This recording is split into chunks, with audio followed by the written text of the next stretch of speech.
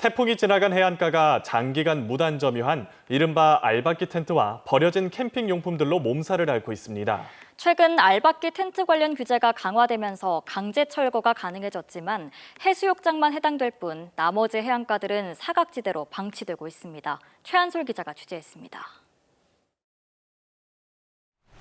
부산 기장군의 한 해변가입니다. 텐트만 설치돼 있고 사람은 없습니다. 텐트 안을 열어보니 물이 흥건하고 화덕 등 각종 캠핑 용품들이 가득합니다. 설치만 해놓고 걷어가지 않은 이른바 알박기 텐트들이 태풍 뒤에 그대로 방치돼 있습니다. 텐트 설치 금지를 알리는 경고판도 쓰러져 있습니다. 찢겨져 나간 텐트부터 각종 쓰레기들도 널브러져 있습니다. 보시다시피 쓰레기로 가득한 종량제 봉투부터 페트병, 돗자리들까지 해안가 일대가 쓰레기장을 방불케 하고 있습니다. 누구라도 눈살을 찌푸릴 수밖에 없는 풍경입니다. 처음 왔는데 알박기가 너무 심각한 것 같아요. 자기가 안 가져가니까 너무 엉망입니다. 최근 알박기 텐트를 지자체가 철거할 수 있도록 규제가 강화됐지만 해수욕장만 적용될 뿐 나머지 해안가는 사각지대입니다. 여기에 사유지까지 포함돼 있어 단속도 쉽지가 않습니다. 사유지에 대한 그런 관리 책임은 사실 소유자한테 다 있는 거거든요. 할 수 있는 근거 분명이었습니다, 저희가 이게. 산책로까지 끼고 있는 해안가가 쓰레기장으로 방치되고 있는 만큼 문제 해결을 위한 대책 마련이 필요해 보입니다. KNN 최한솔입니다.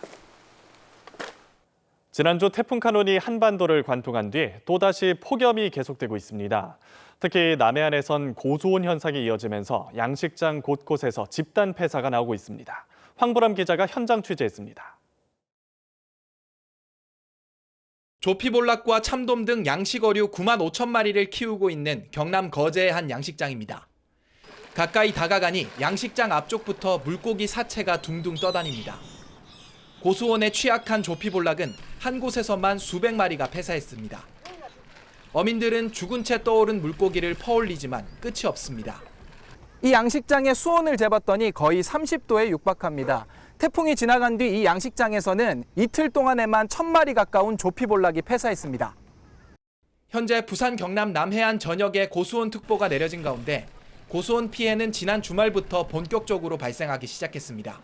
수온이 갑자기 한 3, 4도씩 이렇게 올라와 버리니까 고기들이 저수온 고기는 우럭이 견디지를 못하고 이제 마음이 많이 아프죠. 마음이 아프고 고기가 저렇게 죽어나가는데 태풍으로 인한 피해도 그대로 남아 있습니다. 농어와 능성어를 키우는 이 양식장은 지난주 태풍 카눈의 여파로 바닷속 그물이 아예 찢어져 버렸습니다. 고수온 현상을 피해 그물을 바다 깊이 내려봤지만 시설이 부서지면서 닭 키운 농어 3만 마리가 순식간에 사라졌습니다.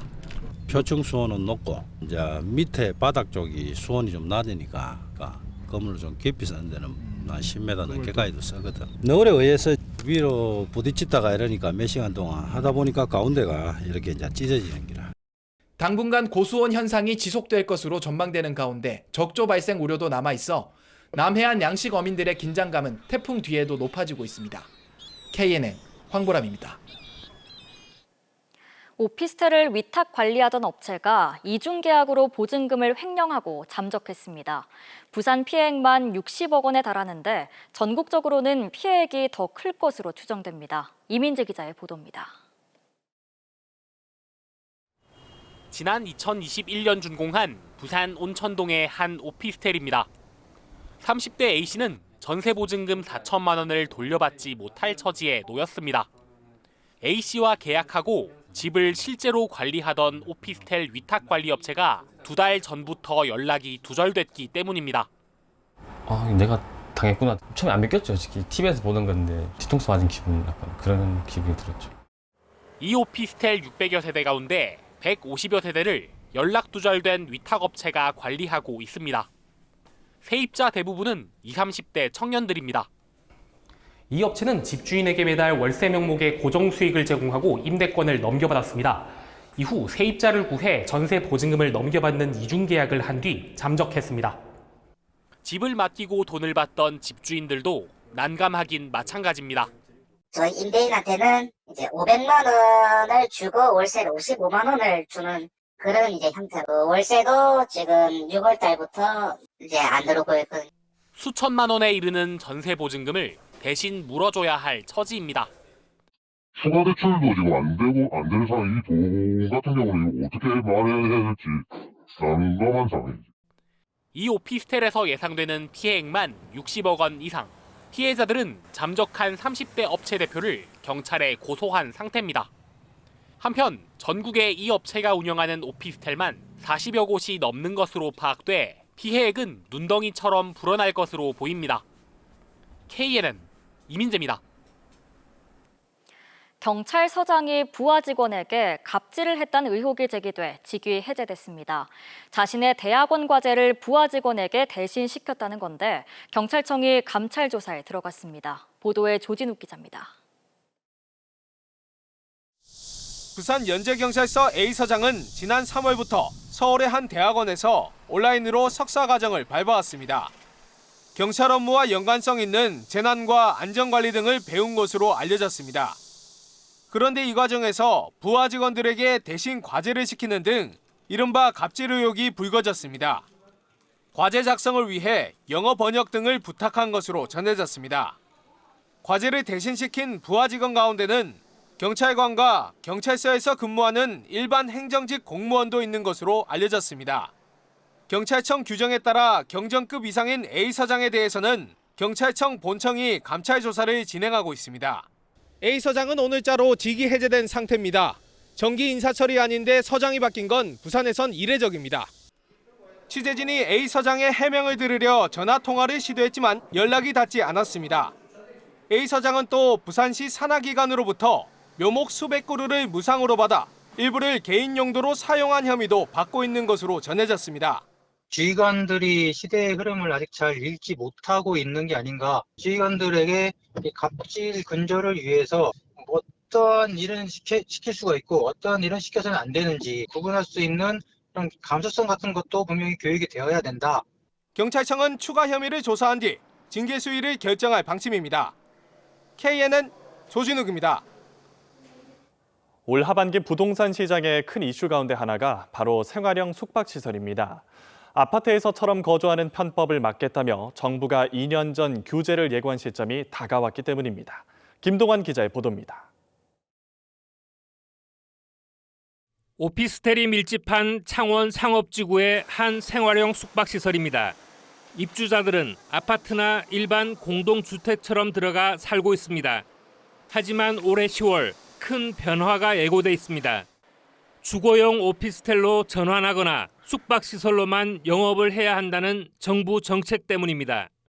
이게 어떻게 되는 건지, 이제 우리가 이게 오피스텔로 바꿀 경우에 바꿔지나 시원하게 답변해 줄 수 있는 부분이 없다 보니까.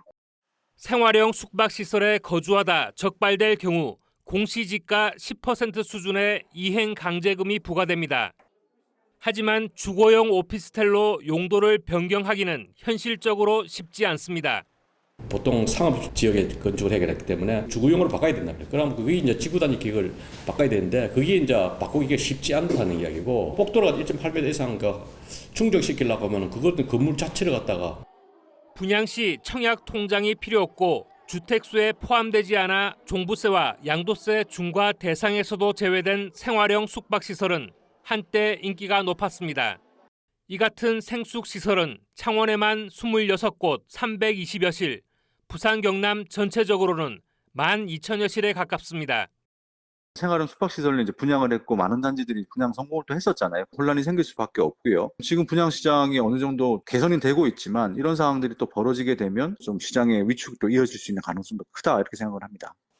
생활형 숙박시설 용도 변경 유예 기간이 2달 앞으로 다가온 가운데 실거주자들을 포함한 소유주들의 혼란은 불가피해 보입니다. KNN 김동환입니다. 오늘 오전 9시쯤 부산 부암동의 한 아파트 건설 현장에서 50대 일용직 근로자가 철제 기둥인 H빔에 깔려 숨졌습니다. 경찰은 하역 작업을 하다 H빔이 떨어져 사고가 난 것으로 보고 있으며 노동청은 중대재해처벌법 적용 여부를 조사하고 있습니다. 어제 오후 6시쯤 거제시 고현동의 한 아파트 단지에서 80대 남성이 산책을 하다 쓰러져 병원으로 옮겨졌지만 숨졌습니다. 보건당국은 열탈진에 의한 사망으로 보고 있으며 지난해 1명이었던 경남 지역 온열 질환 의심 사망자는 올해 5명으로 늘었습니다. 부산시가 사상구 삼락동에서 낙동강을 건너 강서구 식만동을 잇는 길이 8.24km의 대저대교 건설 사업을 원안대로 추진하기로 했습니다.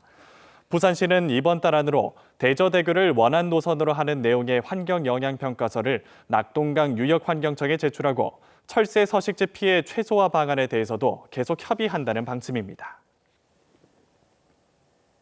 1991년 8월 14일 위안부 피해자임을 처음 증언한 고 김학순 할머니를 기리기 위해 시작된 일본군 위안부 피해자 기림의 날을 맞아 추모 문화제가 창원시 오동동 문화광장에서 열렸습니다. 이날 문화제에서는 피해자들을 위한 묵념과 분향, 추모사, 결의문 낭독 등이 이어졌으며 사전 행사로 헌화용 국화 만들기와 일본군 위안부 관련 전시가 열렸습니다. 일본의 후쿠시마 원전 오염수 방류 계획으로 위축된 수산물 소비 심리를 살리기 위한 대규모 소비 촉진 범시민 캠페인이 열렸습니다.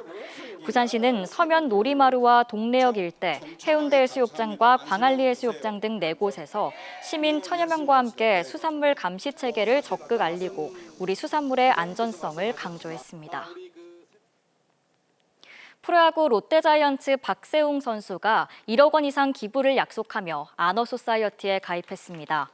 박세웅은 지난달 집중호우 당시 고향 예천군에 5천만 원을 기부했으며 오늘 5천만 원 추가 기부를 약정했습니다.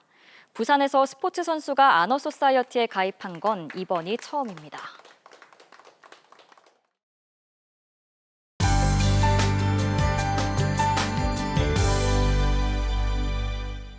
광복절인 내일도 무더위의 기세는 꺾이지 않겠습니다. 거창을 제외한 부산 경남 전 지역에 폭염주의보가 이어지면서 예년 이맘때보다 덥겠습니다.